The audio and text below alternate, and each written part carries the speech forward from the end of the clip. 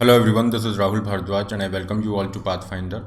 India और नेपाल के बीच काफ़ी टाइम से जो रिलेशन है एक चैलेंजिंग पीरियड से गुजर रहे हैं। नेपाल एक समय इंडिया का सबसे क्लोज और इस तरह से नेबर हुआ करता था, लेकिन चाइना एक ऐसा फैक्टर है जिसकी वजह से दोनों देशों के बीच में काफ़ी एक चैलेंजिंग पीरियड अभी चल रहा है। और इसी दौर के अंदर इंडिया और नेपाल के जो बायलैटरल रिलेशन है उसके रिगार्डिंग एक बहुत अच्छी न्यूज़ है। इंडिया और नेपाल ने काफ़ी सारे पैक्ट्स यहाँ पे साइन किए हैं रिगार्डिंग द रिकंस्ट्रक्शन। जो भी आपका अर्थक्वेक की वजह से जो डैमेज हुआ था उसके रिकंस्ट्रक्शन के रिगार्डिंग 100 प्रोजेक्ट्स, 100 से भी ज़्यादा प्रोजेक्ट्स हैं इंडीड, उनको यहाँ पे साइन किया गया है। और इसी के रिगार्डिंग इस लेक्चर में हम यहाँ पे डिस्कस करेंगे कि किस तरह के ये प्रोजेक्ट यहाँ पे साइन किए गए हैं और इन प्रोजेक्ट्स के साइन होने का सिग्निफिकेंस क्या है।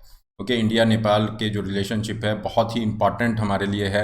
स्पेशली नेपाल जो है बहुत ही क्रिटिकल इंपॉर्टेंस का नेबर है। स्ट्रैटेजिक सिग्निफिकेंस नेपाल का है हर तरीके से, सिक्योरिटी के अलावा भी और काफ़ी सारे रीज़न है। पूरी न्यूज़ को डिटेल में डिस्कस करते हैं। आगे बढ़ने से पहले this is a brief introduction about me. ये मेरा टेलीग्राम चैनल है, इस पर आप मुझे फॉलो कर सकते हैं। PDF of the session will be available here. देखिए, नेपाल के अंदर 2015 में जो एक अर्थक्वेक आया वो बहुत ही डिवास्टेटिंग अर्थक्वेक था। लगभग 9000 लोगों की वहाँ पे जो है लाइव्स क्लेम होती हैं और काफ़ी डैमेज वहाँ पे होता है। इंफ्रास्ट्रक्चर की बात करें, चाहे रेजिडेंशियल हो या फिर स्कूल के रिगार्डिंग है, बहुत ज़्यादा डैमेज कॉज होता है। तो वहाँ पे इंडिया ने कहा कि हम यहाँ पे आपको रिकंस्ट्रक्शन में हेल्प करेंगे और इंडिया ने एक पैकेज अनाउंस किया जिसे पोस्ट अर्थक्वेक रिकंस्ट्रक्शन पैकेज के नाम से जाना जाता है।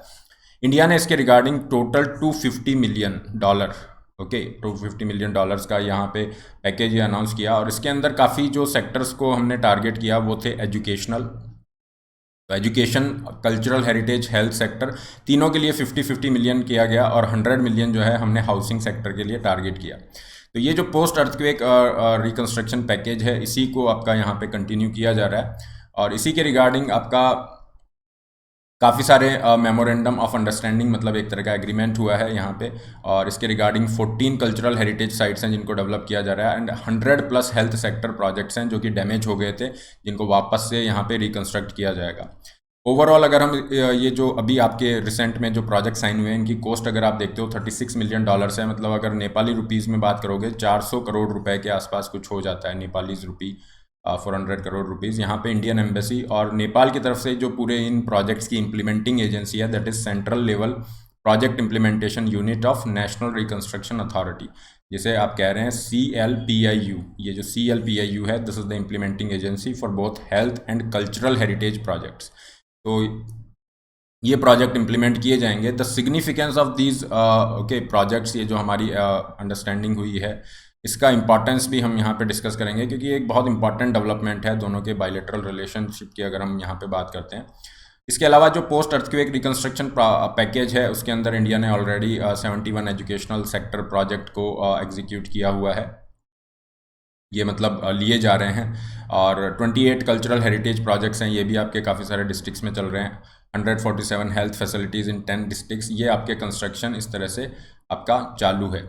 And government of India is basically saying कि नेपाल का जो ओवरऑल डेवलपमेंट है, चाहे हम रिकंस्ट्रक्शन की बात करें चाहे नेपाल के सोशियो इकोनॉमिक उसकी डेवलपमेंट की बात करें, तो इंडिया इज़ कमिटेड और हमारे से जो भी हेल्प हो रही है वो हम कर रहे हैं। सिग्निफिकेंस इन सब चीज़ों का बहुत ज़्यादा है क्योंकि आपको ध्यान होगा लास्ट ईयर इंडिया और नेपाल के रिलेशनशिप जो है बिल्कुल बहुत ज़्यादा एक तरह से स्ट्रेन के अंदर आ गए थे जब डिफेंस मिनिस्टर ने मई 2020 के अंदर डिफेंस मिनिस्टर राजनाथ सिंह जी की तरफ से लिपुलेख पास को, ये जो कनेक्ट कर रही है, ये एक बार आप मैप पे देखिए, लिपुलेख पास और दारचूला को ये कनेक्ट करती हुई रोड है, इसको इनॉग्रेट किया गया था। थोड़ा सा मैप को बड़ा कर देता हूँ, please have a look here. ये लिपुलेख पास है और ये क्या कर रहा है, ट्राई जंक्शन पे आपका सिचुएटेड है और ये आपका ट्राई जंक्शन है इंडिया, नेपाल और चाइना। स्ट्रैटेजिकली इसका सिग्निफिकेंस आप जान सकते हैं क्योंकि ट्राई जंक्शन पॉइंट है, चाइना से कनेक्ट है। ट्रेड और कनेक्टिविटी के पॉइंट ऑफ व्यू से तो इंपॉर्टेंट है ही, लेकिन इसका स्ट्रैटेजिक सिग्निफिकेंस, सिक्योरिटी सिग्निफिकेंस भी बहुत ज़्यादा है। तो इंडिया ने यहाँ पे दारचूला से ये लिपुलेख पास पे ये रोड बनाई थी, इसको इनॉग्रेट किया था, जिसका स्ट्रैटेजिक सिग्निफिकेंस बहुत ज़्यादा है, सिक्योरिटी के पॉइंट ऑफ व्यू से भी बहुत ज़्यादा है, आर्मी के पॉइंट ऑफ व्यू से आप देखें। और एक ये जो आपका पास है ये कनेक्ट कर रहा है कैलाश मानसरोवर को।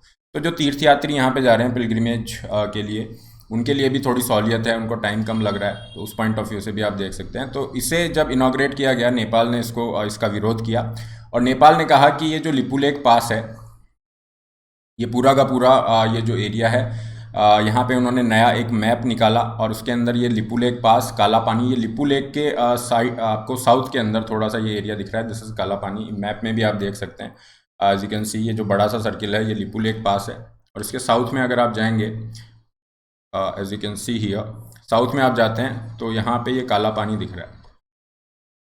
तो ये लिपू लेक, काला पानी वाला और लिम्फिया दूरा, ये तीन आपके ये है ट्राई जंक्शन डिस्प्यूट जिसे कहा जाता है। ये जो एरिया है इसे नेपाल क्लेम करता है कि हमारी टेरिटरी है। और इसी लास्ट ईयर ही नेपाल ने एक नया पॉलिटिकल मैप निकाला और उसको पार्लियामेंट की तरफ से अप्रूव भी करा दिया। तो इसकी वजह से इंडिया और नेपाल के रिलेशनशिप काफ़ी ज़्यादा स्ट्रेन हो गए थे। चाइना का फैक्टर ऑलरेडी काफ़ी टाइम से चल ही रहा है। तो उस कॉन्टेक्स्ट में अगर हम इस पूरी न्यूज़ को देखते हैं तो एक पॉजिटिव हमारे लिए डेवलपमेंट है। इंडिया नेपाल के रिलेशनशिप अच्छे होंगे तो दोनों के लिए अच्छा है। क्यों? क्योंकि अगर आप यहाँ पे देखते हैं, देखिए इंडिया और नेपाल के बीच में जो ट्रीटी हुई है 1950 की, उसके अंदर इंडिया जो है नेशनल ट्रीटमेंट प्रोवाइड कराता है। जितने भी नेपाली सिटीजन्स हैं उनको हर चीज़ में नेशनल ट्रीटमेंट दिया जाता है, ठीक है। हमारा बॉर्डर नेपाल से ओपन बॉर्डर है, कोई इस तरह के रेगुलेशन नहीं है, तो सिक्योरिटी का भी कंसर्न रहेगा। और गोरखास जो हैं वो इंडियन आर्मी के अंदर है, तो उस पॉइंट ऑफ व्यू से भी हमारे लिए इंपॉर्टेंट है। इसके अलावा extensive people to people, religious, cultural, economic links ये हमारे नेपाल के साथ में है। तो उस पॉइंट ऑफ व्यू से नेपाल हमारे लिए एक बहुत ही क्रिटिकल इंपॉर्टेंस का नेबर है। और इसके अलावा अगर हम डिज़ास्टर मैनेजमेंट की बात करें तो नेपाल हमारा अपर रिपेरियन नेबर है, मतलब ऊपर से जो नेपाल से काफ़ी सारी रिवर्स आ रही हैं, तो उस पॉइंट ऑफ व्यू से डिज़ास्टर मैनेजमेंट के लिए भी इंपॉर्टेंट है। वाटर सप्लाई के पॉइंट ऑफ व्यू से आप देखोगे उसके लिए भी इंपॉर्टेंट है। और काफ़ी सारी जो फ्लड्स आपकी क्रिएट होती हैं स्पेशली बिहार रीजन में, उनको कंट्रोल करने के लिए भी नेपाल का कॉपरेशन हमें चाहिए। तो ये जो डिस्प्यूट्स आपके चल रहे हैं डेफिनेटली इस कॉन्टेक्स्ट में, और चाइना का जो बढ़ता हुआ इन्फ्लुएंस है उस कॉन्टेक्स्ट में अगर हम देखें तो ये बहुत इंपॉर्टेंट डेवलपमेंट है। और इंडिया यहाँ पे ये कहना चाह रहा है कि इन पैक्ट से हम ओवरऑल डेवलपमेंट और जो म्यूचुअल इकोनॉमिक ग्रोथ का गोल है उसे हम आगे लेके जाएंगे। Infrastructure development related to the project activities would ensure the overall socio economic development as well. अब देखिए यहाँ पे नेपाल हमेशा से, देखिए एक तो लैंड लॉक है, आपको पता है कि नेपाल को कहीं एक्सेस नहीं है, और नेपाल का डिपेंडेंस इंडिया पे हमेशा से बहुत ज़्यादा रहा है। इंडिया ने भी बहुत ज़्यादा कोशिश की, लेकिन आपको पता है 1962 का जो वॉर हुआ चाइना की तरफ से, उसके बाद इंडिया के जो सिक्योरिटी कंसर्न थे, हमारी जो सुरक्षा के कंसर्न थे, वो थोड़े ज़्यादा हाईलाइट हो गए। तो इंडिया ने सिक्योरिटी के ऊपर फोकस करना स्टार्ट कर दिया। और कहीं ना कहीं जिस गति से नेपाल एक्सपेक्ट कर रहा था कि इंडिया हमें हेल्प करेगा, जो प्रोजेक्ट्स हमें कमिट किए हैं उनको टाइम पे पूरा किया जाएगा, तो वो कहीं ना कहीं उनकी रफ्तार जो है धीरे पड़ जाती है।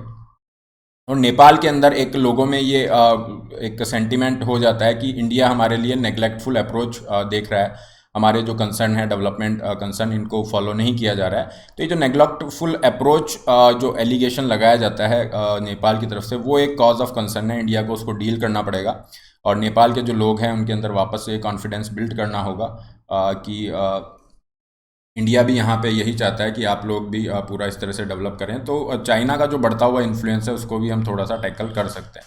कुल मिला के जो रिसेंट प्रोजेक्ट साइन हुए हैं बहुत अच्छा डेवलपमेंट है, स्पेशली जिस तरह के रिलेशनशिप हमने लास्ट ईयर देखे थे इंडिया नेपाल के अंदर, उस कॉन्टेक्स्ट में इंपॉर्टेंट डेवलपमेंट है। So this is all regarding this topic. PDF of the session will be available here. इसके अलावा अनअकैडमी से आप जुड़ सकते हैं अपनी पूरी UPSC प्रिपरेशन के लिए, जिसमें GS प्लस ऑप्शनल सब कुछ इंक्लूड है। इसका आपका प्राइस है 1 ईयर का 55,000, और इस पर आपकी प्राइस, ये जो आपकी फ़ीस है ये बढ़ने वाली है। You can definitely go for these prizes. 20 books जिनमें पूरा सिलेबस कवर है, ये आपको फ्री ऑफ कॉस्ट दी जा रही हैं। इसके अलावा लोन फैसिलिटी का लिंक भी आपके पास में है। सब्सक्रिप्शन का लिंक डिस्क्रिप्शन बॉक्स में है, जिसमें आप अपनी नीड के अकॉर्डिंग प्लान चूज कर सकते हैं। Put the code RBLive to get 10% extra off and personalize guidance. इसके अलावा आप आइकॉनिक के लिए जा सकते हैं कुछ एडेड बेनिफिट के साथ। या आइकॉनिक का फीस स्ट्रक्चर है, केवल ऑप्शनल के लिए जा रहे हैं तो ये केवल ऑप्शनल का फीस स्ट्रक्चर है। हर संडे आपका UPSC कॉम्बैट होता है और यहाँ पे आप पार्टिसिपेट कर सकते हैं। लिंक डिस्क्रिप्शन बॉक्स में है। फ्री टेस्ट सीरीज में भी आप पार्टिसिपेट कर सकते हैं। That's all for today. Don't forget to like, share and subscribe. All the best. Have a great day.